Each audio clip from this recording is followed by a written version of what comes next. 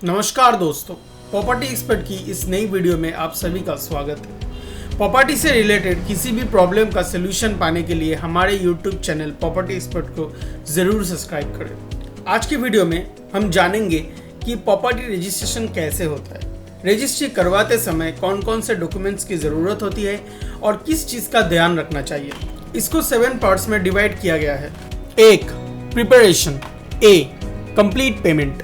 जब भी आप फ्लैट खरीदते हैं, जिनसे फ्लैट ले रहे हैं वो बिल्डर को 10% पेमेंट करते हैं। वहाँ पे एग्रीमेंट टू सेल बनता है, उसमें आप दोनों के म्यूचुअल अंडरस्टैंडिंग से एक प्राइस डिसाइड होता है। कितने में फ्लैट खरीद रहे हैं वो सारा पेमेंट आपको करना पड़ेगा, उसके बाद ही बिल्डर रजिस्ट्री के लिए जाएंगे। B. No dues, loans and tax. जब आप रजिस्ट्री के लिए जाते हैं तो आप ध्यान दीजिए कि उस पर कोई पहले का कोई ड्यूज ना हो, किसी भी तरह का बिल बाकी ना हो, टैक्स उस प्लॉट के लिए दिया गया हो, फ्लैट पे किसी भी तरह का प्रॉपर्टी टैक्स ना हो या कोई भी लोन ना हो। सी.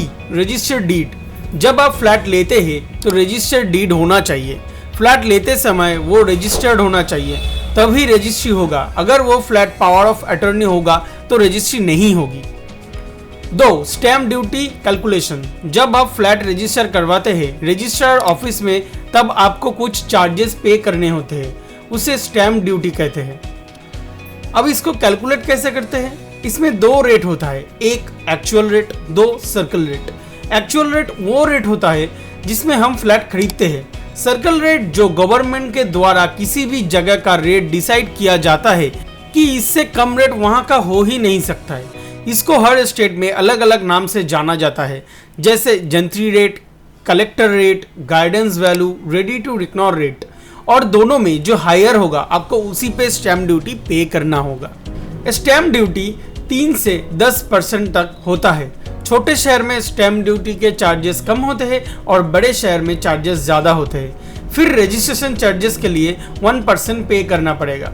आप जिससे फ्लैट खरीद रहे हैं वो एजेंट हो सकता है, बिल्डर हो सकता है, उनकी हेल्प ले सकते हैं या डॉक्यूमेंट राइटर की हेल्प ले सकते हैं आप। जैसे दिल्ली की बात करें तो दिल्ली में जो चार्जेस है वो मेल पे 6% स्टैम्प ड्यूटी होता है, 1% रजिस्ट्रेशन चार्जेस और 7% चार्जेस लगता है। फीमेल में 4% स्टैम्प ड्यूटी और 1% रजिस्ट्रेशन चार्जेस और 5% चार्जेस। जॉइंट में करवाने में मेल और फीमेल तो 5% स्टैम्प ड्यूटी और 1% रजिस्ट्रेशन चार्जेस और 6% चार्जेस लगता है। तो यहाँ के जो चार्जेस है, registration charges plus stamp duty charges आपको ऐड कर देंगे तो 5, 6, 7% ये वेरी करता है। फीमेल पे 5% है, जॉइंट में 6% है और मेल पे 7% है, जैसा हमने यहाँ पे दिखाया है। उसके बाद यहाँ आप सब कैलकुलेट कर लेते हैं कि आपको कितना जो स्टैम्प ड्यूटी है वो गवर्नमेंट को पे करना होता। फिर आपको ये स्टैम्प ड्यूटी कहाँ पे करना है वो यहाँ मैं बताने की कोशिश कर रहा हूँ। यहाँ एक स्टॉक होल्डिंग इंडिया लिमिटेड करके एक वेबसाइट है, वहाँ से आप ई स्टैम्प ले सकते हैं। जनरली स्टैम्प पेपर खरीदने के 2 तरीके होते हैं। हालांकि जब आप स्टैम्प ड्यूटी पे करिएगा तो आपको स्टैम्प पेपर दिया जाएगा। अगर आप 1 लाख रुपए का स्टैम्प ड्यूटी पे करते हैं तो 1 लाख रुपए का जो एक स्टैम्प पेपर आता है, प्रॉपर उस पेपर की वैल्यू 1 लाख रुपए होती है। तो आपका जो सेल डीड होगा वो उसी पे डिपेंडेंट होगा। उसके 2 मेथड है, एक तो फ्रैंकलिन मेथड है। फ्रैंकलिन मेथड ये होता है जिसमें आप प्रोफेशनल राइटर से सेल डीड तैयार करवाते हैं। फिर वो सेल डीड लेके आप बैंक में जाते हैं और जिस बैंक में जाते हैं वहाँ फ्रैंकिंग मशीन होनी चाहिए। फिर उसी पेपर पे जिसमें आप स्टैम्प ड्यूटी पे करते हैं उतने का वहाँ पे वो एक पोस्टल स्टैम्प की तरह वो आपको लगा देते हैं। दूसरा होता है ई स्टैम्प ड्यूटी। आजकल ई स्टैम्पिंग बहुत प्रचलन में है, तो इसके थ्रू भी आप जो स्टैम्प पेपर है वो खरीद सकते हैं। आपको वो जो स्टैम्प पेपर है वो stock holding corporation of India की वेबसाइट है, वहाँ पे आपको मिल जाएगी। उन्होंने कुछ जो ऑथराइज कलेक्शन सेंटर है उनको अथॉरिटी दी हुई है, या कुछ शेड्यूल बैंक है वहाँ पे भी आपको स्टैम्प पेपर मिल जाता है। आप है जो स्टैम्प पेपर का पेमेंट है वो ऑनलाइन भी कर सकते हैं या डीडी भी दे सकते हैं और कैश में भी पेमेंट कर सकते हैं। फिर आप इसको परचेज कर सकते हैं। जब आप परचेज करेंगे तब आपको स्टैम्प पेपर मिलेगा, उस पर आपको जो सेल डीड है वो प्रिंट होगा।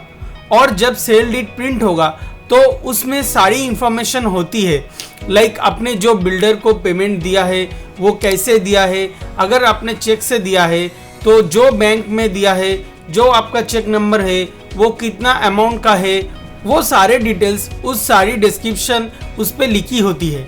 और जब सेल डीड आप किसी प्रोफेशनल से बनवा रहे हैं तो उसमें बायर की डिटेल होगी, सेलर की डिटेल्स होगी और जो जो विटनेस होंगे आपके साथ उनकी डिटेल्स होगी। तो ये सारा चीज़ आपके सेल डीड में प्रिंट होता है। जब हमने स्टैम्प ड्यूटी पे कर दिया, जो भी हमारे टर्म एंड कंडीशन है वो हमारे सेल डीड में प्रिंट हो गई है। तो फिर हम रजिस्ट्रेशन के लिए जो सब रजिस्ट्रार ऑफिस होता है, अलग अलग डिवीज़न का अलग अलग सब रजिस्ट्रार ऑफिस होता है, वहाँ पे आपको अपॉइंटमेंट लेनी पड़ती है। अपॉइंटमेंट आप ऑनलाइन भी ले सकते हैं और टोकन के थ्रू भी ले सकते हैं। जिस दिन आपका अपॉइंटमेंट होगा उस दिन वहाँ पे आप जाएंगे, वहाँ पे बायर, सेलर और 2 विटनेस का होना बहुत ज़रूरी होता है। अगर बायर या सेलर वहाँ पे नहीं पहुँच पाते तो वहाँ एक ऑथोरिटी लेटर इशू किया जाता है, उस पर भी रजिस्ट्री हो सकती है।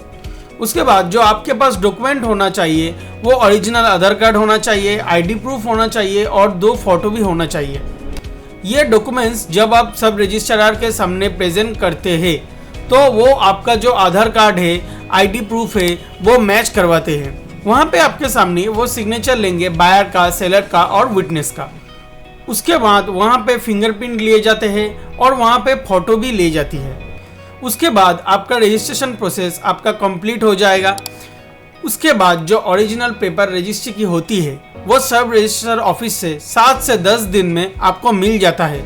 और अगर आपने लोन लिया है तो इस बात का ख्याल रखें कि जो आपने लोन लिया है तो उसका जो ओरिजिनल डॉक्यूमेंट्स है आपका वो आके बैंक ले जाएंगे और आपको उसकी कॉपी मिलेगी। उसी रजिस्ट्रेशन की कॉपी के बेस पे आप फर्दर काम कर सकते हैं। तो दोस्तों, उम्मीद है ये इन्फॉर्मेशन आपके लिए हेल्पफुल साबित होगी। आज इतनी ही, मिलते हैं अगली वीडियो में, तब तक के लिए अलविदा। अगर आपको ये वीडियो पसंद आए then please like, share and subscribe our channel property expert and be with us. Thank you.